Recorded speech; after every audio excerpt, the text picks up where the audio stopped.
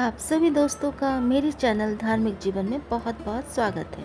अगर आप मेरे चैनल में नए हैं तो जल्दी से मेरे चैनल को सब्सक्राइब कर लें और बेल बटन को प्रेस करना बिल्कुल ना भूलें।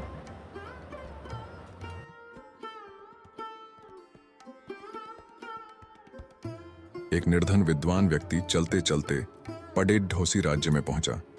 संयोग से उस दिन वहां हस्तिपट बंधन समारोह था, जिसमें एक हाथी की सूंड में माला देकर नगर में घुमाया जाता था। वह जिसके गले में माला डाल देता था उसे 5 वर्ष के लिए वहां का राजा बना दिया जाता था। वह व्यक्ति भी समारोह देखने लगा। हाथी ने उसके ही गले में माला डाल दी। सभी ने जय जयकार करते हुए उसे 5 वर्ष के लिए वहां का राजा घोषित कर दिया। राजपुरोहित ने उसका राज तिलक किया और वहां के नियम बताते हुए कहा कि आपको केवल 5 वर्ष के लिए राजा बनाया जा रहा है। 5 वर्ष पूर्ण होते ही आपको मगरमच्छों व घड़ियालों से युक्त नदी में छोड़ दिया जाएगा। यदि आप में ताकत होगी तो आप उनका मुकाबला करके नदी के पार वाले गांव में पहुंच सकते हो।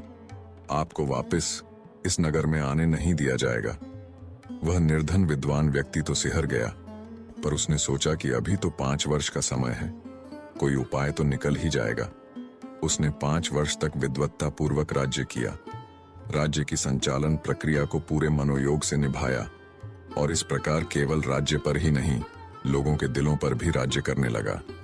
जनता ने ऐसा प्रजावत्सल राजा कभी नहीं देखा था। 5 वर्ष पूर्ण हुए। नियमानुसार राजा को फिर से हाथी पर बैठाकर जुलूस निकाला गया। लोगों की आंखों से आंसुओं की झड़ी लग गई।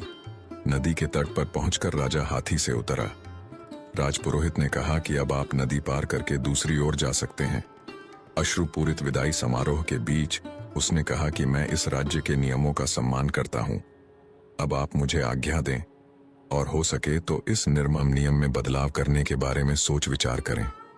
जैसे ही राजा ने नदी की ओर कदम बढ़ाए, लोगों ने अपनी सजल आंखों को ऊपर उठाया।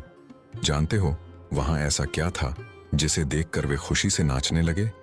उस नदी पर इस पार से उस पार तक राजा के द्वारा बनवाया गया एक पुल था, जिस पर राजा शांत भाव से चला जा रहा था, नदी के उस पार वाले सुंदर से गांव की ओर।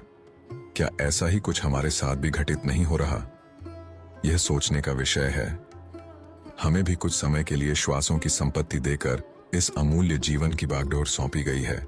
समय पूरा होते ही हमें यह राज्य छोड़कर भवसागर के उस पार वाले लोक में जाना है, जहां से हमें फिर से इस राज्य में आने की आज्ञा नहीं है। यदि हमने धर्म ध्यान का पुल नहीं बनाया तो हम मगरमच्छों व घड़ियालों से युक्त नरकों में डाल दिए जाएंगे और उनका ग्रास बन जाएंगे।